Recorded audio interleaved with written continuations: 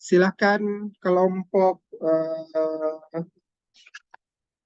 Akseina, Alvina Damayanti, Muhammad Hilal, Rehana Hadrawi, Raka Rasyal, dan Rasmiani. Iya, Kak, baik Kak. Eh, Sebelumnya izin share screen Kak. Oke.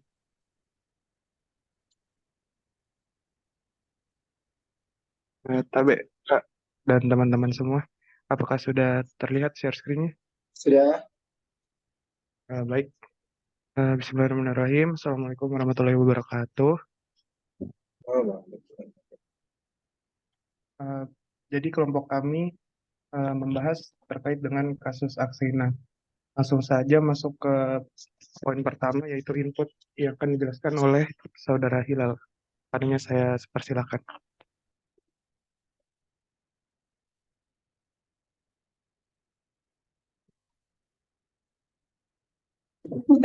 Bagian pertama itu input di bagian A, keadaan korban. Untuk kasus Aksena, jenazah Aksena ditemukan di Danau Kenanga, UI dengan kondisi tas ransel yang penuh dengan konblok, loster, payung, dan batu bata seberat 14 kg. Kemudian senjata yang digunakan itu diketahui karena korban ditemukan dengan luka memar di daerah wajahnya. Kondisi TKP, jenis TKP sekunder sebab hanya menghasilkan satu bukti yang mengarah ke pelaku. Lokasi TKP di danau yang terletak di sisi utara Balai Irung, Universitas Indonesia, Depok, Jawa Barat. Kondisi TKP terorganisir sebab tidak ditemukan bukti kuat yang mengarah kepada pelaku. Yaitu kondisi lingkungan sekitar. Kondisi tempat kematian korban sudah rusak akibat dimasuki orang yang tidak berkepentingan. Kemudian karakteristik fisik korban. Aksena merupakan lelaki berusia 18 tahun, memiliki tubuh berisi dengan potongan rambut ikal.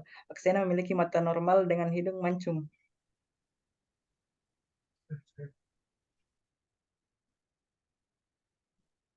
Selanjutnya terkait dengan pekerjaan korban, dikutip dari kompas.com, Aksena merupakan mahasiswa jurusan biologi dari Fakultas MIPA Universitas Indonesia.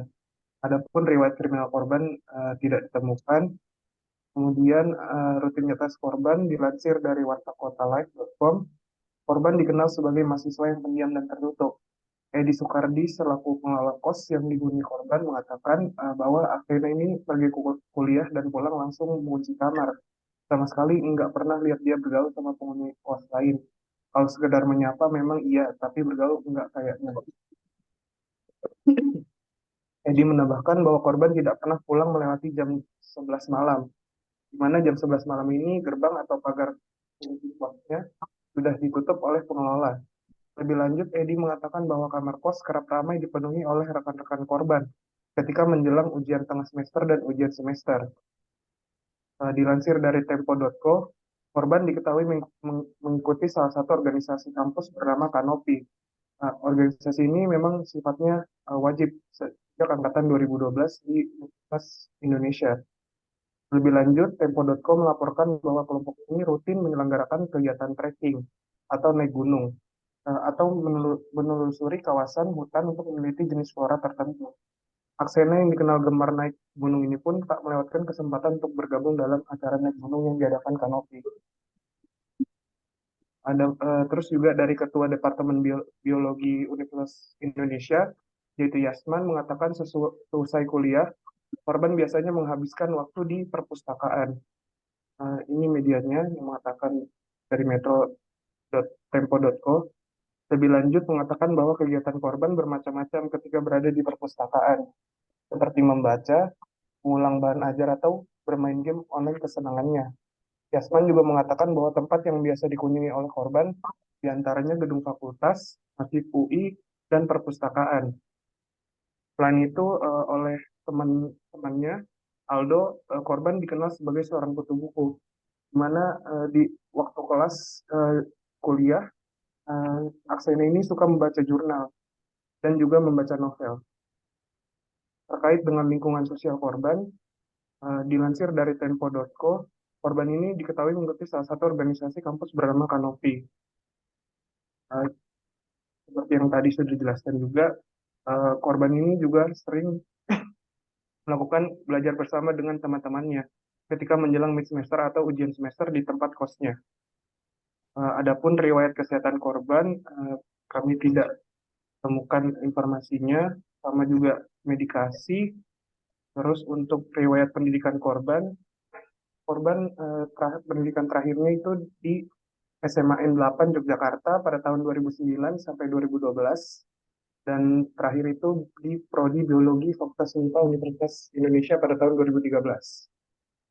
Karakteristik psikologis korban, kami tidak menemukan informasinya juga, namun beberapa sumber menyatakan bahwa dia mungkin mengalami tekanan psikologis sebelum kematiannya.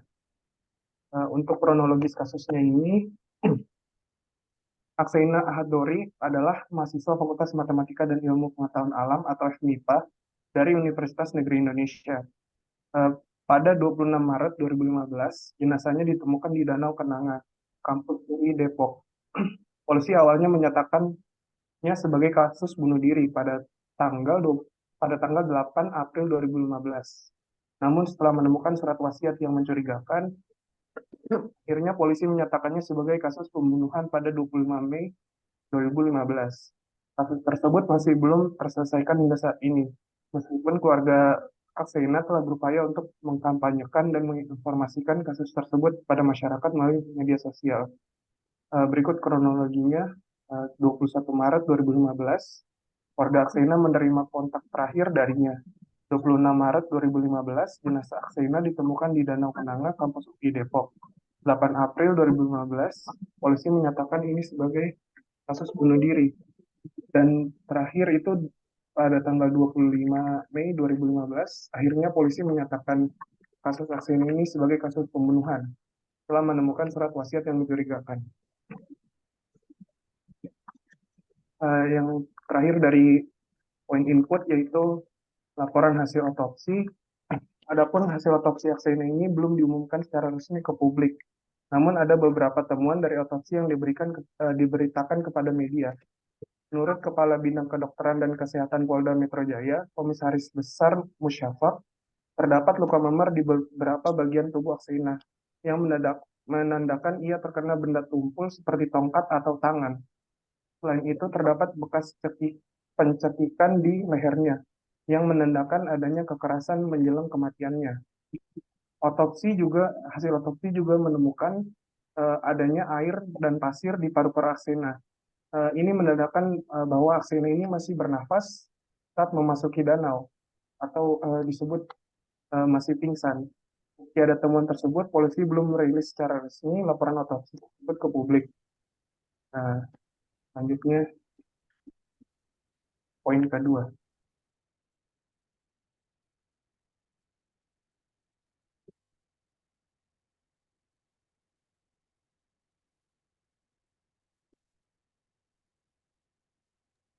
Selanjutnya saya serahkan lagi ke Saudara Gil. Yang kedua yaitu model proses keputusan. Klasifikasi tindak kejahatan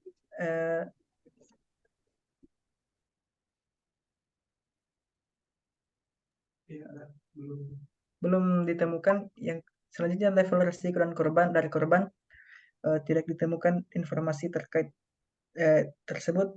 Kemudian metode tindak kejahatan. Metode tindak kejahatan dari kasus Aksaina merupakan pembunuhan.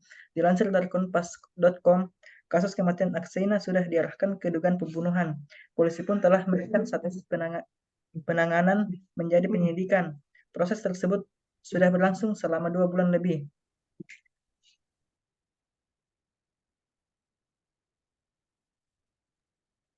Yang ketiga itu penilaian kriminal.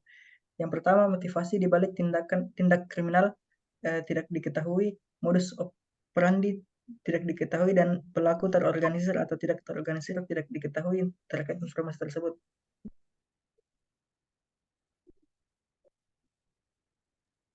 Yang keempat itu profil kriminal.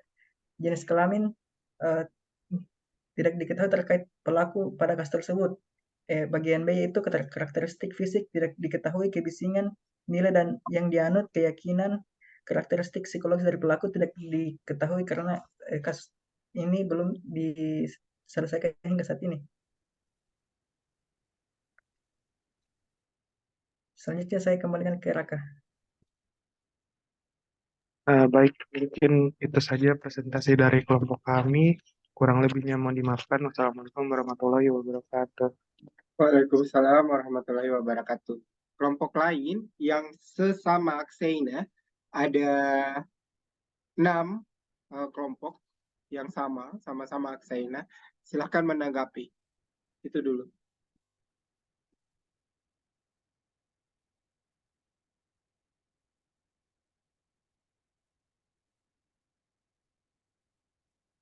Yuk.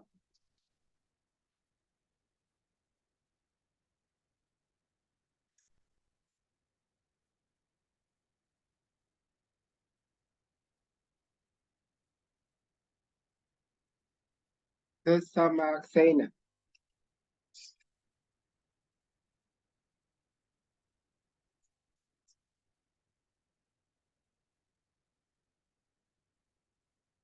Amira Nur Halifa, Asmaya Farisya, Farah Haura Halifa, Nurul Fitriani, Nurul Islamiyah. Ada tanggapan?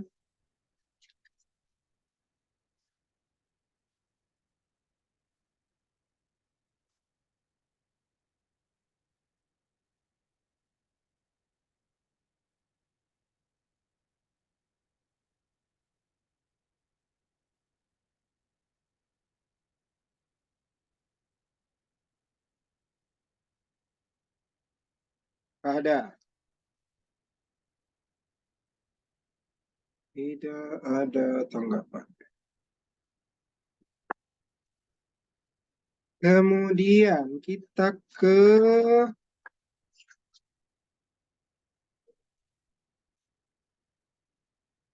Andi Arvanita Haris, Beatrice Sarah Sadra, Renaldi, Nurul Afifah, Anggi Rizka Putri Tambunan.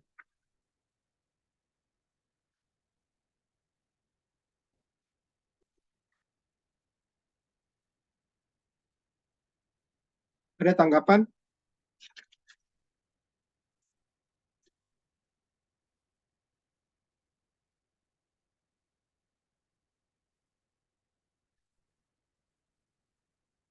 Tak ada. Oke, saya pindah ke kelas B.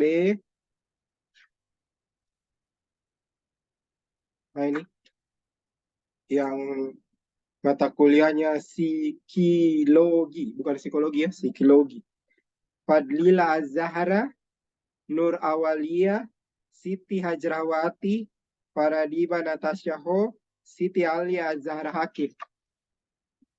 Ada tanggapan?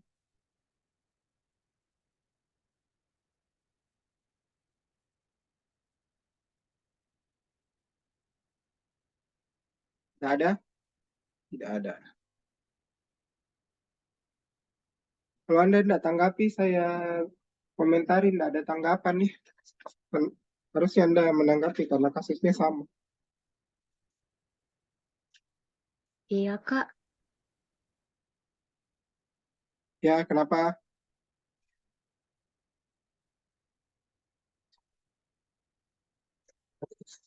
Terus yang berikut.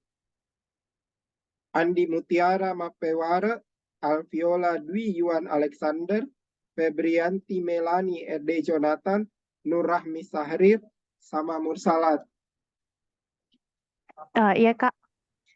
Ya, silahkan. Uh, Kalau dari kelompokku, Kak, itu mau tanggapi di bagian karakteristik fisik korbannya, Kak.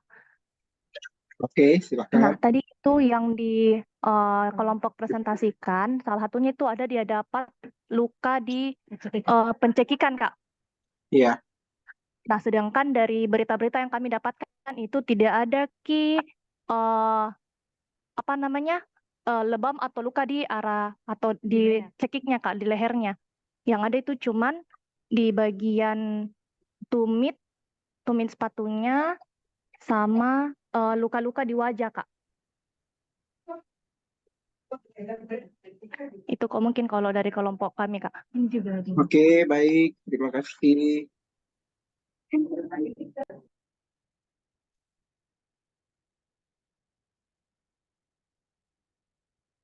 Kemudian kita ke Askia Putri Nida Annada, Dinia Anissa Ludar, Najiba Zahra, Nurul Fajri Ramadhani, Rizky Ramadan.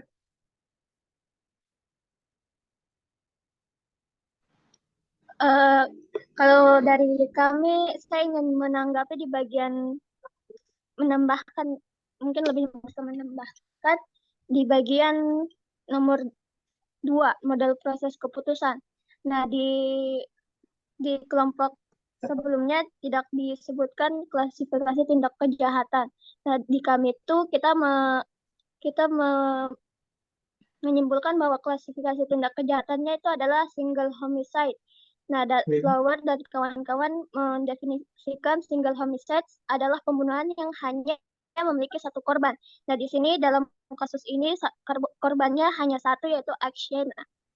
Terus level risiko dari korban juga kami mengkategorikan ke dalam low risk victim. Nah, low risk victim ini adalah individu yang memiliki kepribadian, pekerjaan, dan gaya hidup normal dan tidak mengeksposnya ke dalam kemungkinan terjadinya penderitaan atau kerugian. Nah, berdasarkan keterangan dari teman-teman Aksaina, Aksaina merupakan orang yang cuek, tertutup, dan jarang bercerita tentang masalah pribadi kepada teman-temannya, serta merupakan mahasiswa kutu buku. Nah, selain itu, rutinitas korban juga menunjukkan bahwa aktivitas normal yang biasa dilakukan aktivitas korban itu adalah aktivitas normal yang biasa dilakukan kebanyakan orang. Oleh karena itu, kami menyimpulkan bahwa Aksaina dikategorikan sebagai low risk victim dikarenakan kepribadian, pekerjaan, serta gaya hidup Aksaina terlihat normal dan tidak memungkinkan Aksaina mengalami kerugian atau penderitaan dari aktivitas sehari-harinya. Itu saja, Kak. Oke, terima kasih.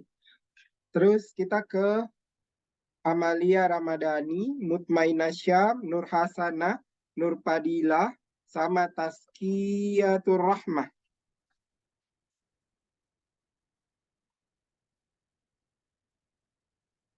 Tapi Kak, saya ingin menambahkan mungkin. Oke. Tadi yang sudah dijelaskan, kelompok sebelumnya itu tidak ada bagian senjata yang digunakan. Sedangkan di kelompok kami itu menemukan di beberapa berita, polisi mengungkapkan bahwa barang bukti diduga berbentuk logam. Namun polisi tidak membeberkan apakah benda itu berupa pisau atau senjata lain. Terus senjata yang digunakan oleh pelaku juga itu berupa batu bata yang ditemukan dalam ransel korban. Batu yang ditemukan itu yang diduga untuk menenggelamkan korban. Kemudian untuk penambahan selanjutnya itu di bagian profil kriminal yang jenis kelamin. Nah, dari kelompok kami itu berdasarkan yang telah dirangkum, tubuh Aksaina yang dalam kondisi tidak sadarkan diri diseret hingga ke danau. Nah, hal ini dibuktikan dengan adanya kerusakan pada kedua sepatu Aksaina di bagian ujung belakang sepatu. Nah, berdasarkan pernyataan itu, ayah dari Aksaina ini mengatakan bahwa pelaku ini Aksaina memiliki badan kekar dengan tinggi 175 cm. Nah, hal ini dapat menjadi acuan bahwa pelaku merupakan seseorang berjenis kelamin laki-laki karena mampu menyeret tubuh Aksaina hingga ke tepi danau. Mungkin itu saja dari saya. Oke, terima kasih. Nah, di antara semua kelompok yang saya lihat ya, untuk kasus Aksaina, banyak sekali yang tidak mengisi bagian belakang. Padahal itulah intinya. Kita ini, untuk kasus ini, tugasnya adalah memprofil kriminalnya. Jadi kira-kira dengan cerita yang di atas tadi itu semua yang kalian kumpulkan, kira-kira pelakunya itu profilnya bagaimana? Namanya juga pembunuhan dengan kasus tidak terpecahkan. Itu berarti tidak ada memang kriminalnya siapa. Nah, tugasnya kita adalah menyusun profil kriminalnya. Nah, kriminalnya itu bukan Aksena. Ada beberapa kelompok yang bilang Aksena pelakunya. No, kalau Aksena pelakunya, itu berarti dia masuk ke bunuh diri. Padahal ada bukti bahwa dia terseret ya. Dari lukanya itu ada terseret dia. Nah, bunuh diri tidak akan terseret. Gitu. Makanya diubah ya. Diubah dari yang awalnya bunuh diri, kemudian diubah menjadi pembunuhan. Nah, sekarang ini kelompok terakhir itu yang paling pas untuk profil kriminalnya. Cuma sayangnya dia tidak menunjukkan jurnalnya atau teorinya. Misalnya contoh ya, jenis kelamin. Saya bacakan. Berdasarkan yang telah dirangkum dalam website liputan6.com bahwa tubuh Aksaina yang dalam kondisi tidak sadarkan diri diseret hingga ke Danau Kenanga. Hal ini dibuktikan dengan adanya kerusakan pada kedua sepatu Aksaina di bagian ujung belakang sepatu. Oke, jelas ya, sumbernya itu dari liputan6.com gitu. Berdasarkan pernyataan Mardoto selaku ayah dari Aksaina, Aksaina itu memiliki badan kekar dengan tinggi 175. Oke, jelas itu sumbernya Mardoto. Hal ini dapat menjadi acuan bahwa pelaku merupakan seorang berjenis kelamin laki-laki karena mampu menyeret tubuh Aksaina hingga ke tepi danau. Nah, pernyataan ini yang tidak jelas. Anda harus menunjukkan bukti bahwa kemungkinan besar itu laki-laki. Dalam hal ini Anda cari di teori bahwa kalau ada orang laki-laki 175 yang diseret menuju danau gitu ya, maka kira-kira pelakunya itu laki-laki. Nah, tunjukkan bukti bahwa ada yang bilang kalau mau menyeret orang itu kemungkinan besar laki-laki pelakunya. Gitu ya. Harus ada itu. Kan kita ini tidak nebak-nebak. Jadi kita harus menunjukkan, ada loh teori yang bilang kalau yang nyeret, misalnya ya, pelaku pembunuhan yang paling sering menyeret korbannya adalah laki-laki. Oke, maka itulah yang dipasang di sini. Nyambunglah sudah. Oh, berarti ini pelakunya laki-laki. Kita dapat satu tuh profilnya. Satu aja Anda dapat profilnya sudah bagus karena sudah bisa menyingkirkan orang-orang gitu. Jadi semua nanti yang perempuan tidak perlu diperiksa lagi karena Anda sudah menunjukkan pelaku itu sudah membantu mempersempit. Kan tugasnya membantu mempersempit ya. Terus karakteristik fisik untuk profil kriminal berikutnya sama kayak tadi ya, Liputan 6 sama Pak Mardoto. Dia bilang, sehingga untuk menyeret dan mengangkat tubuh Aksaina diperlukan seseorang dengan postur tubuh yang tidak lebih kecil dari tubuh Aksaina. Nah, mana teorinya? Kan jelas sih sebenarnya. Jelas di banyak yang bisa bilang bahwa kalau mau mengangkat orang yang tingginya 175, terus dia itu tingginya 140, susah sekali. Ingat, ini keadaannya kemungkinan dalam keadaan hujan. Jadi berat sekali itu pembunuh melakukan setengah mati sekali itu kalau dia mau setelah dia bunuh terus dia bawa ke danau, dia seret ke danau gitu. Nah, kita butuh sumbernya. Terus yang berikut, di bagian kebiasaan, dikutip dari liputan6.com bahwa malam saat Aksaina ditenggelamkan, situasi Danau Uwi tidak ramai oleh pemancing seperti hari-hari biasa. Ini karena kota Depok diguyur hujan deras sepanjang malam. Kondisi sepi tersebut dimanfaatkan pelaku untuk menghabisi nyawa Aksaina. Pernyataan tersebut dapat diambil kesimpulan sementara bahwa pelaku merupakan individu yang kerap kali melakukan aktivitas di luar pada malam hari. Nah, ada enggak teori yang bilang bahwa orang yang beraktivitas di luar pada malam hari itu cenderung melakukan pembunuhan?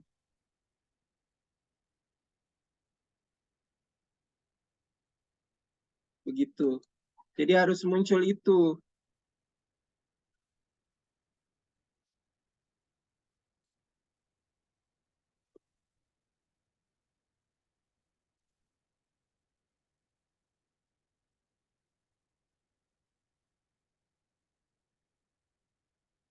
Nah, kemudian yang berikut karakteristik psikologis dari pelaku. Di sini dia bilang berdasarkan penjabaran Mardoto selaku ayah Aksaina dalam harian haluan.com bahwa ada banyak motif-motif pelaku terhadap pembunuhan yang dilakukan kepada Aksaina. Hal ini menunjukkan bahwa pelaku memiliki emosi yang tidak stabil. Dalam hal ini pelaku tidak bisa mengontrol emosinya. Selain itu, pelaku merasa terganggu, kesal, atau merasa terancam sehingga melakukan tindakan agresif pada aksinya. Oke, agresif itu. Berarti Anda harus munculkan teori bahwa orang yang memiliki agresivitas tinggi itu cenderung atau kemungkinan bisa menjadi pembunuh. Satu. Yang berikutnya, orang yang menyeret orang lain itu bagaimana karakteristik psikologisnya? Itu yang harus dicari di teorinya, gitu. Jadi, karena kita munculkan teori-teorinya, maka itu memperkuat bahwa pelakunya itu begini, begini, begini. Itu ya. Yang parah ini dua sebenarnya. Yang bilang pelakunya adalah Aksaina, satu. Padahal di depan dia sudah bilang bahwa itu bukan pembunuhan gitu. Terus, itu bukan bunuh diri. Terus yang tidak jawab sama sekali. Itu jadi aneh. Tugas kita itu memang membuat profilnya kali ini. Supaya bisa membantu gitu. Jangan dikosongkan. Kalau bagian atas keterangan ada yang kalian kosongkan, oke. Itu wajar karena memang tidak semuanya ada. Tapi yang bagian akhirnya Anda harus membuatnya berdasarkan berbagai dugaan yang sudah ada di atas. Begitu ya, Mas, Mbak.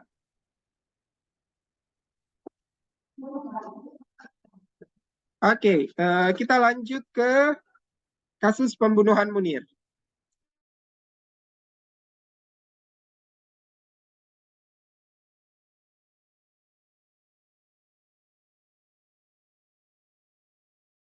KBK termute.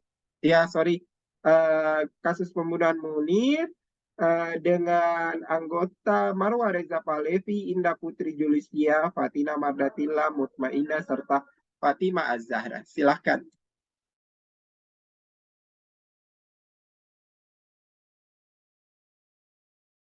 KBK, apakah sudah terlihat?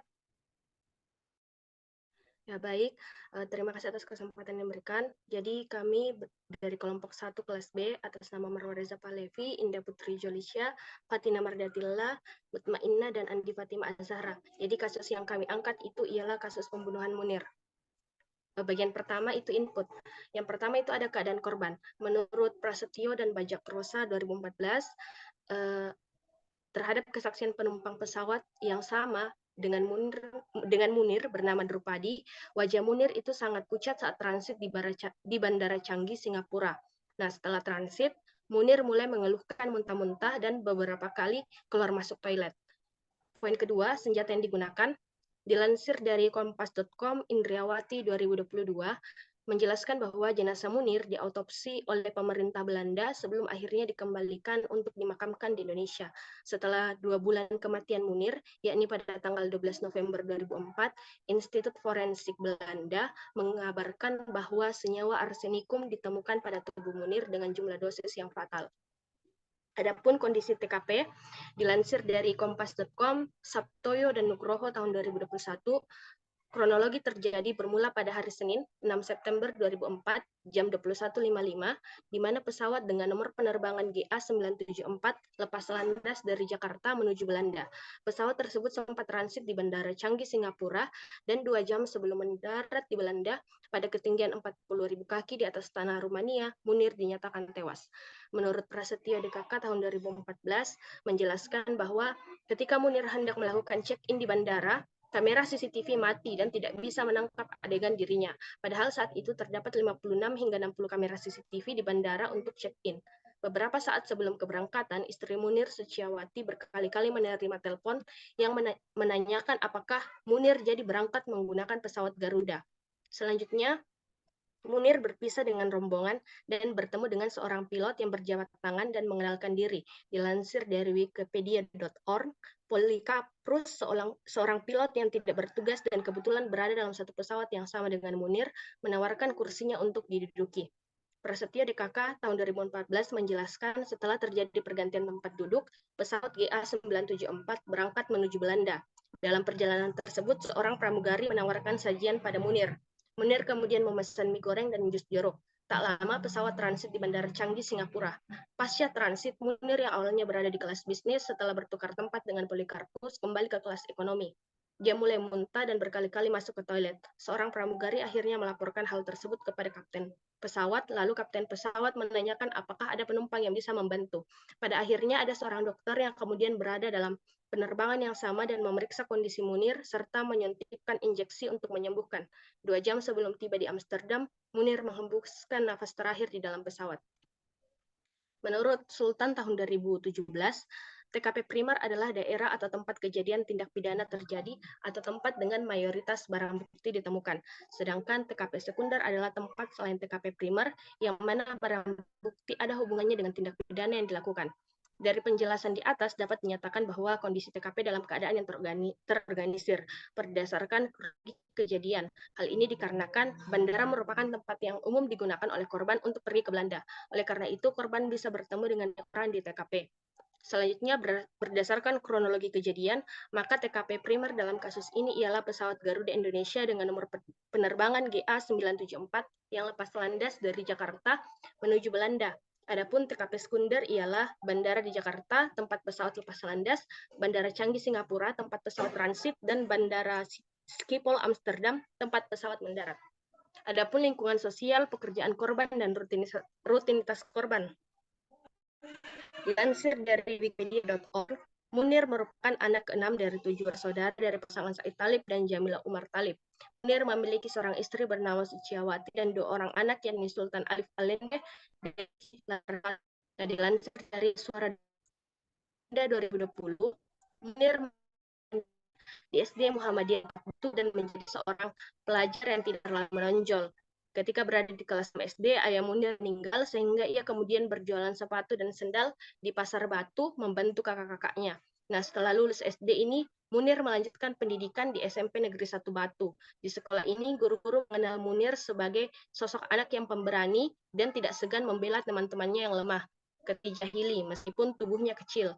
Setelah lulus SMP, Munir melanjutkan sekolah di SMA Negeri 1 Kota Batu dan lulus. Setelah itu, ia melanjutkan pendidikan di Fakultas Hukum Universitas Brawijaya dan aktif di beberapa organisasi kampus.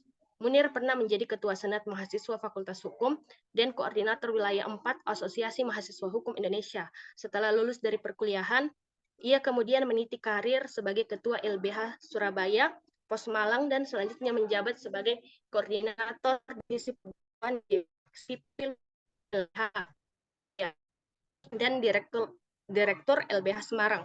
Selanjutnya, setelah menjabat di posisi YLBHI dan jabatan terakhirnya ialah sebagai Wakil Ketua Dewan Pengurus YLBHI, Munir kemudian memutuskan untuk melanjutkan studinya di Amsterdam di Universitas Utrecht, Belanda.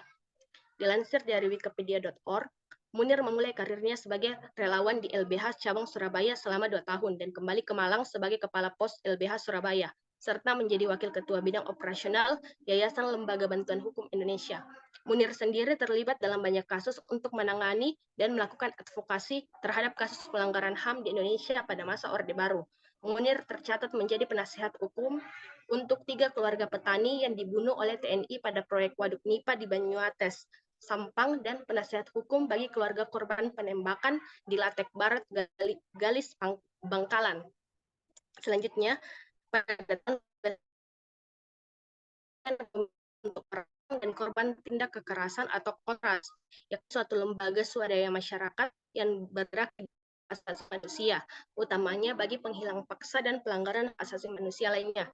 Nah, selepas tidak lagi menjabat sebagai pengurus Kontras, ia kemudian menjadi direktur imparsial sebuah lembaga swadaya masyarakat yang mengawasi tentang penegakan dan penghormatan atas HAM di Indonesia. Selanjutnya, untuk riwayat pendidikan korban, dilansir dari tempo.org, diketahui bahwa Munir pernah mengenyam pendidikan di SD Muhammadiyah Batu dan melanjutkan hingga ke bangku SMP di SMP Negeri 1 Batu dan SMA di SMA Negeri 1 Batu. Kemudian Munir melanjutkan pendidikannya di Fakultas Hukum Universitas Brawijaya dan lulus pada tahun 1989. Selanjutnya saya serahkan ke teman saya. Baik, selanjutnya karakteristik psikologis korban. Diketahui dari buku yang berjudul Keberanian Bernama Munir, ditemukan bahwa sosok Munir ini adalah seorang yang pantang menyerah, idealis, pemimpi, berani, dan merupakan sosok yang antusias.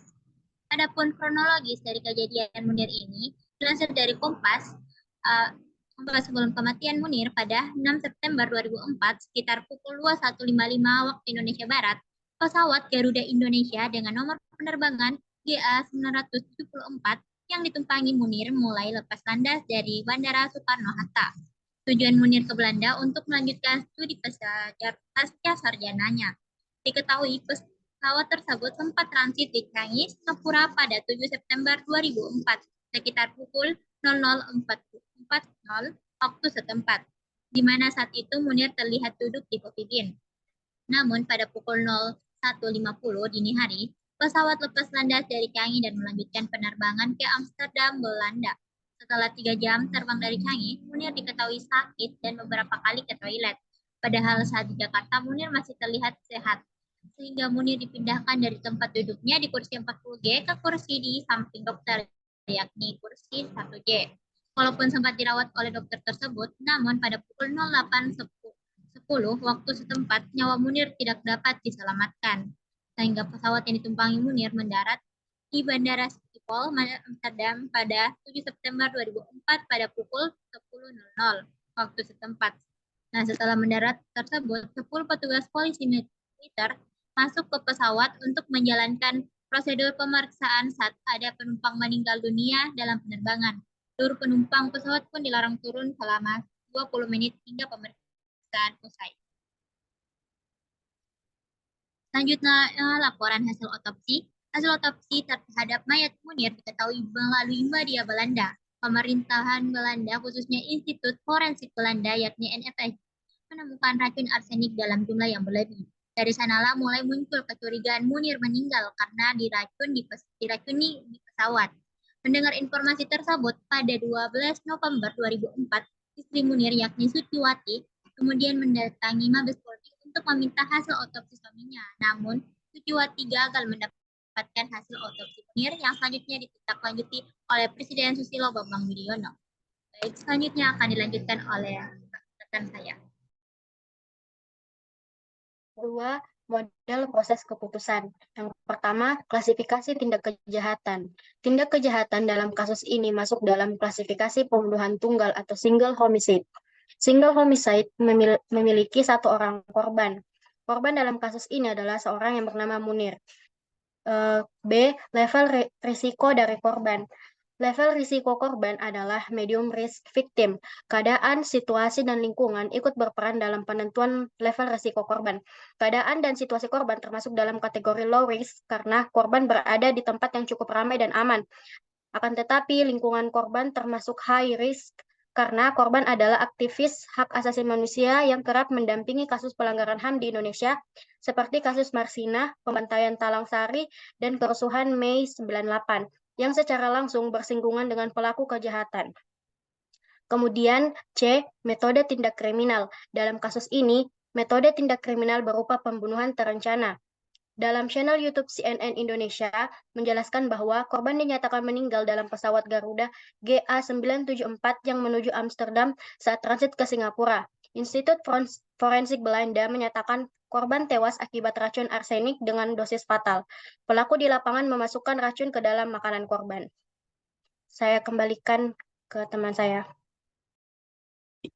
Baik, selanjutnya yaitu penilaian kriminal. Yang pertama yaitu motivasi di balik tindak kriminal. Motivasi di balik pembunuhan Munir diduga karena sakit hati. Hal ini dicatat dalam dokumen tim pencari fakta yang menangani kasus ini. Pada sebuah utas X yang menjelaskan bahwa dalam dokumen tersebut memuat pernyataan terduga pelaku merasa sakit hati karena diseret pada kasus penculikan 1998 dan membuat terduga pelaku diberhentikan dari jabatannya. Kemudian dilansir dari Nasional Kompas tahun 2008, jaksa penuntut umum menyatakan bahwa terduga pelaku membalaskan sakit hati dengan membunuh korban. Kemudian selanjutnya yaitu modus operandi. Modus operandi pelaku pada kasus ini yaitu meracuni korban di pesawat dengan melibatkan pihak yang memiliki akses untuk menuang racun ke minuman korban. Dilansir dari Nasional Kompas tahun 2008, jaksa penuntut umum menyatakan bahwa terdakwa menggerakkan seseorang yang berpeluang untuk membunuh korban di pesawat. Kemudian dilansir dari Nasional Tempo tahun 2005, senyawa arsenik masuk ke tubuh korban melalui minuman orange juice yang diberikan di pesawat. Kemudian selanjutnya yaitu pelaku terorganisir atau tidak terorganisir. Pada kasus ini terduga pelaku tergolong pada tipe terorganisir. Dilansir dari Nasional Kompas tahun 2008, terduga pelaku menggerakkan seseorang untuk membunuh korban. Kemudian dilansir dari National Tempo, 3 hari sebelum keberangkatan, orang suruhan tersebut menelpon korban untuk memastikan keberangkatannya pada penerbangan GA974 yang merupakan tempat rencana melakukan pembunuhan. Orang suruhan tersebut pada saat itu sedang dalam masa cuti, namun diberikan surat tugas palsu. Kemudian setelah ditelusuri, ditemukan bukti komunikasi sebanyak 15 kali antara terduga pelaku dengan orang suruhannya di hari pembunuhan terjadi. Namun percakapan mereka tidak pernah diungkapkan ke publik. Selain itu, dokumen laporan tim pencari fakta pada kasus ini dinyatakan hilang, sehingga tidak ditemukan bukti langsung yang merujuk ke pelaku utama hingga saat ini. Kemudian menurut Gladwell, pembunuhan berencana merupakan tindakan kriminal terorganisir dengan beberapa karakteristik yang sesuai dengan kasus ini, yaitu pelaku melakukan aksinya secara logis dan sadar. Mereka juga sudah menargetkan siapa yang menjadi korbannya. Perilaku korban pemicu munculnya motif untuk melakukan pembunuhan. Kemudian pelaku mengetahui kepribadian korban. Pelaku juga memiliki alasan tertentu dalam memilih korban, dan korban memiliki peran mengapa pelaku memilihnya. Selanjutnya akan dilanjutkan oleh teman saya. Baik, selanjutnya profil kriminal dari jenis kelamin pelaku pembunuhan Munir itu diketahui sebagai laki-laki, kemudian karakter fisik pelaku itu tidak diberikan dalam konteks kasus Munir Said Thalib. Kemudian untuk kebiasaan pelaku pembunuhan juga tidak diberikan dalam konteks kasus Munir. Lalu untuk nilai yang dianut, pelaku pembunuhan Munir kemungkinan memiliki nilai-nilai yang mendorong tindakan pembunuhan untuk mencapai tujuan tertentu. Namun nilai-nilainya itu tidak spesifik dalam konteks kasus pembunuhan ini. Untuk keyakinan atau belief yang dianut, menurut Nabila mengungkapkan bahwa kasus Munir merupakan salah satu kasus pembunuhan berencana. Dalam konteks kasus Munir, berdasarkan Holmes dan Holmes, pelaku pembunuhan dapat diidentifikasi sebagai seorang mission killer. Ini mengimplikasikan bahwa pelaku memiliki keyakinan pribadi atau misi tertentu yang mereka percayai harus dicapai melalui pembunuhan Munir. Untuk karakteristik psikologis dari pelaku, jadi karakteristik psikologis dari seorang mission killer menurut Holmes dan Holmes, yang pertama itu adalah motivasi diri dalam diri sendiri. Yang pertama, mereka itu memiliki motivasi intrinsik, yang berarti motivasi untuk membunuh tidak berasal dari pengaruh eksternal atau perintah lainnya, melainkan merupakan bagian dari psikologi dan keyakinan pribadinya sendiri. Jadi mereka merasa terdorong untuk membunuh karena mereka memandang korban sebagai kelompok orang yang tidak layak atau tidak diinginkan dalam masyarakat. Yang kedua, kebencian terhadap kelompok tertentu. Jadi pelaku ini merasa sangat membenci dan menganggap sekelompok orang sebagai masalah atau tidak diinginkan atau perlu dieliminasi dari masyarakat.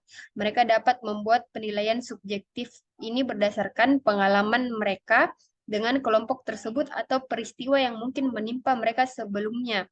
Yang ketiga, pemilihan korban tertentu. Jadi pelaku memilih korban yang sesuai dengan gambaran ideal yang mereka miliki tentang siapa yang seharusnya mereka bunuh. Ini bisa berdasarkan karakteristik tertentu seperti ras atau jenis kelamin. Selanjutnya, pembunuhan cepat dan terencana. Jadi mereka membunuh dengan cepat dan secara terencana. Tujuannya adalah menghilangkan unsur yang dipandang sebagai tidak diinginkan dalam masyarakat ini. Selanjutnya, pemikiran yang rasionalisasi. Jadi mereka mungkin memiliki pemikiran yang merasionalisasi bahwa tindakan membunuh ini sebenarnya adalah tindakan positif sebagai suatu tugas dan merupakan bentuk pembersihan masyarakat dari apa yang mereka anggap sebagai masalah.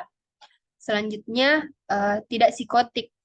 Jadi meskipun perilaku mereka, motivasi mereka itu sangat ekstrim, mereka tidak dinyatakan psikotik karena masih dapat berpikir dengan baik dan berfungsi dalam masyarakat, bahkan jika tindakan mereka sangat berbahaya. Saya kembalikan. Baik, mungkin itu saja dari kelompok kami. Saya kembalikan ke KR. Terima kasih. Oke, terima kasih.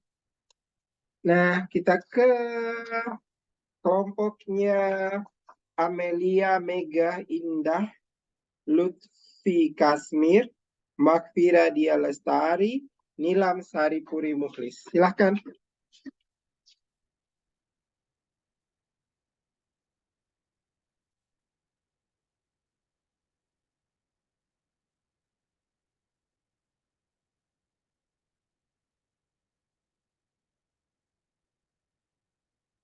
Nggak ada? Ya, tunggu giliran ya. Tunggu giliran kelompoknya. Kita ke ini dulu, Siti Ikhlasatul Amalia Ramadanti, Zahwa, Bese Siti Hartinajaya, Nur Haliza, sama Cindy. Ya, baik Kak, terima kasih atas kesempatannya. Kalau dari kelompok kami melihat itu sebenarnya sudah cukup lengkap penjelasannya Kak. Nah, terus ada beberapa yang saya highlight itu mungkin lebih bagusnya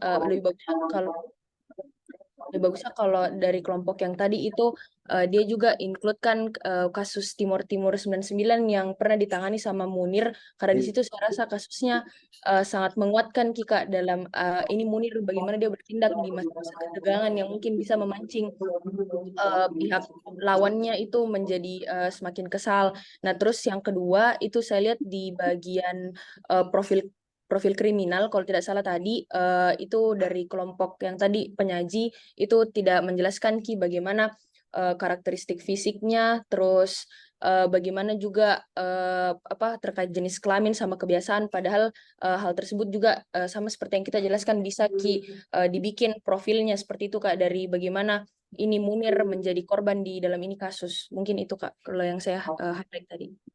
Oke, terima kasih. Kita ke Nafisa Aulia, Aisyah Amalia, Siti Aisyah Nuralifa, Igede Darmatnyana, Alivia Mutia. Tadi Igede Darmatnyana angkat tangan. Baik Kak, terima kasih atas kesempatannya Kak. Yang pertama ingin saya komentari itu Kak, di bagian pertama yang bagian A, keadaan korban. Di situ dia cuma cantumkan keadaan korban saat masih hidup dan tidak mencantumkan keadaan korban saat sudah mati.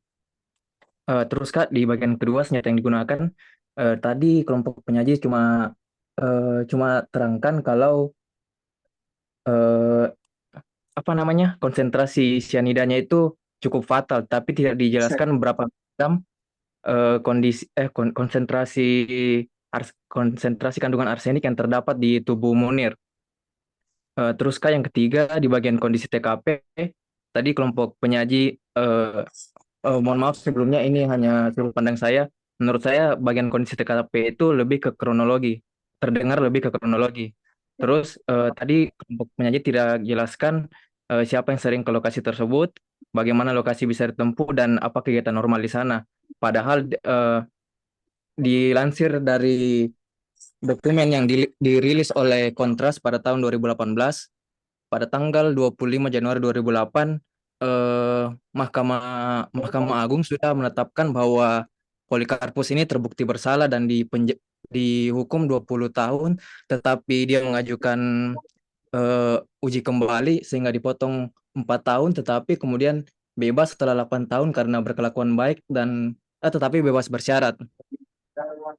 Terus Kak, sebentar Kak. Terus di bagian kedua Kak, yang level resiko korban, berdasarkan hasil temuan dan analisis kelompok kami, menurut kelompok kami itu Kak, dia high risk victim.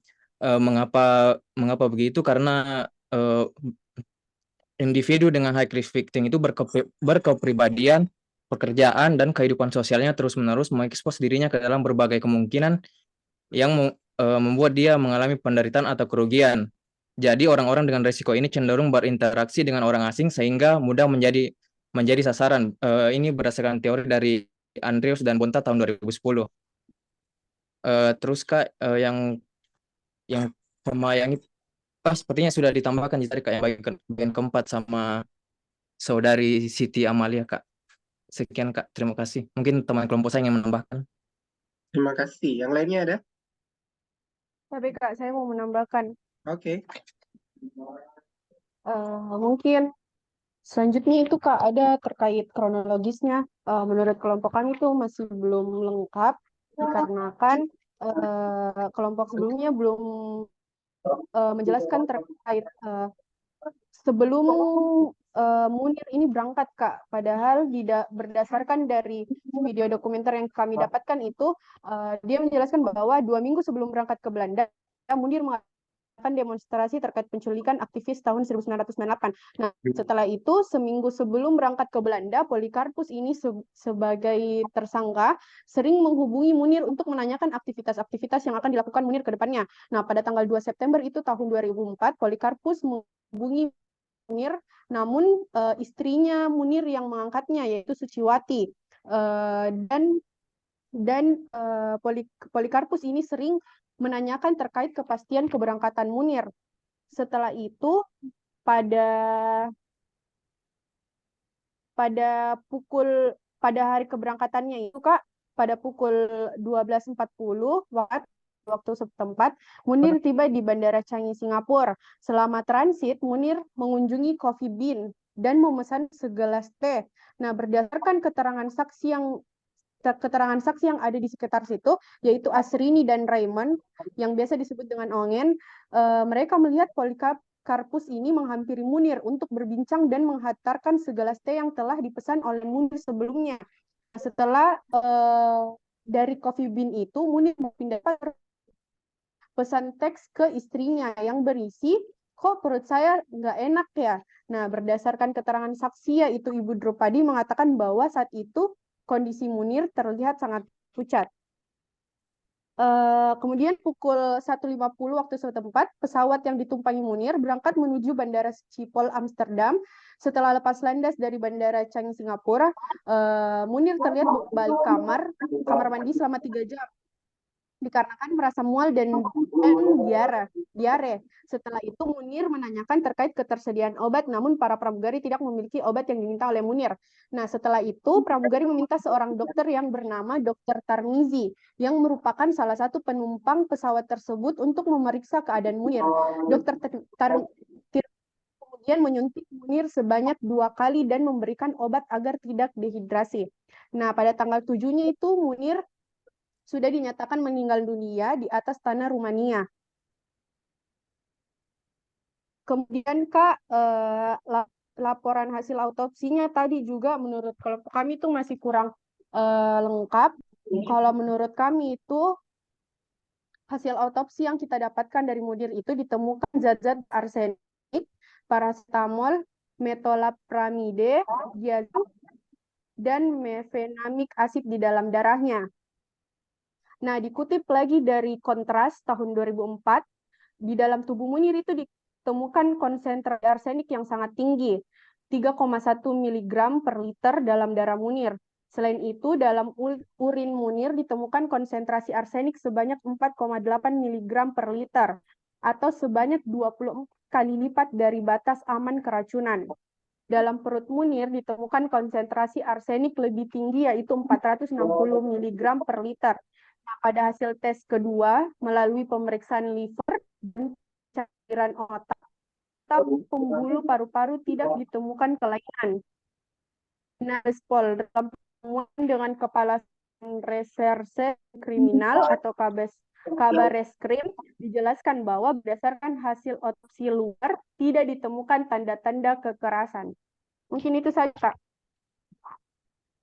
Oke, terima kasih. Masih ada dari kelompok ini?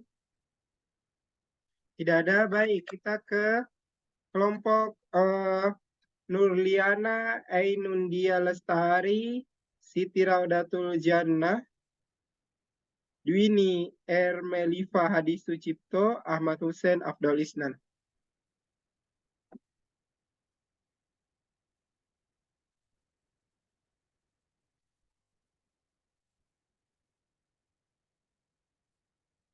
Ada.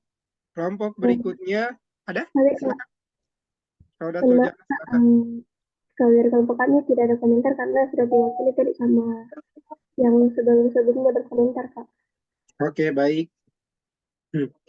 Kita ke Nurul Zaki Al-Mutmainnah, Iklimatul Inayah Yakub, ada Ramadhani, Nurul Awalia Putri Irwan Ince, Uldianti Syadia Syahdan, Septi Rizky Aulia Ulfa, Alfrina Titania.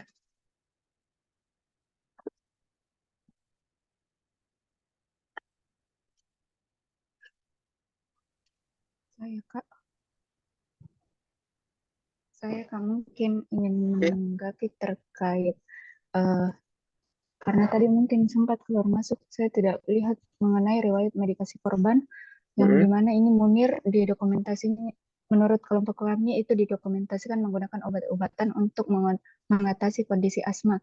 Namun setelah hasil otopsi tidak dilakukan setelah kematiannya ditemukan hanya tadi yang seperti dikatakan teman-teman terdapat kandungan arsenik fatal yang tinggi dan dalam jumlah yang besar. Hal ini menunjukkan bahwa kematian Munir ini tidak terkait dengan obat-obatan yang ia konsumsi secara rutin untuk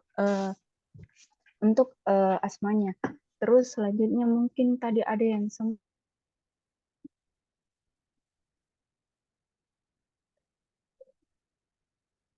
Halo, hilang.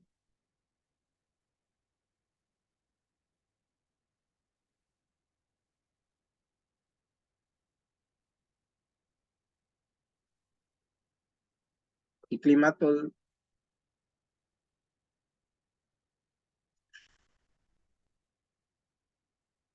ya hilang, sinyalnya jelek. Oke, baik.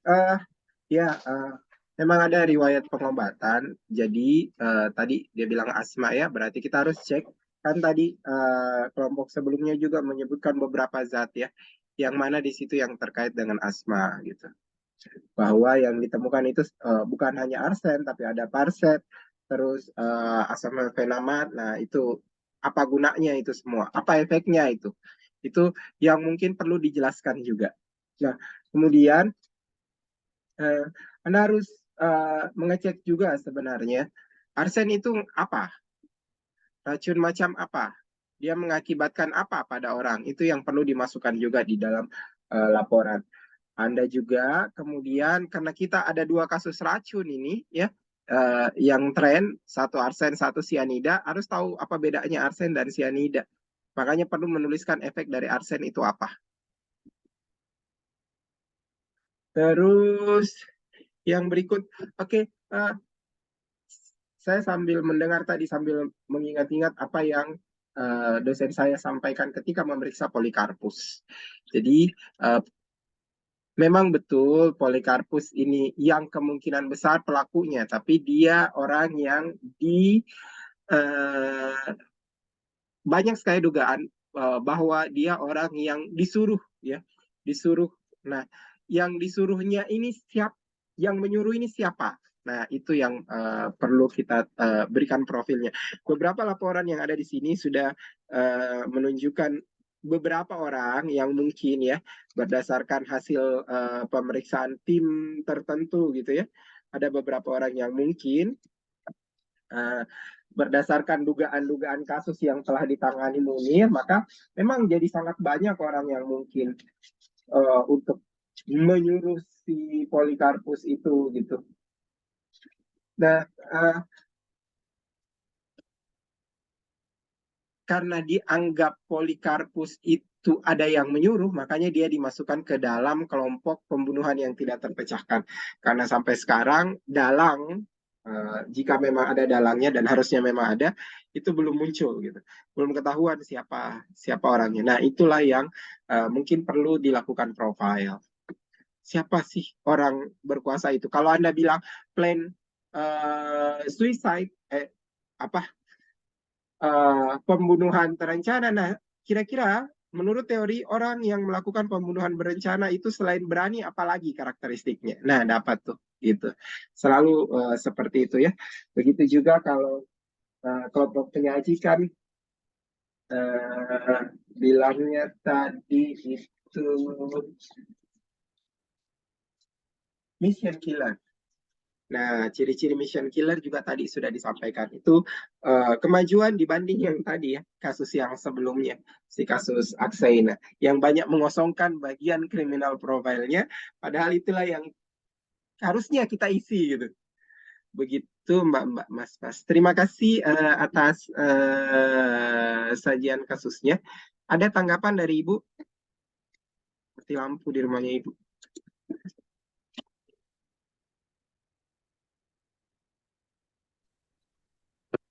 Baik, ya, sorry, jaringanku agak error karena saya pakai HP mati lampu, nggak jelas ini di rumah.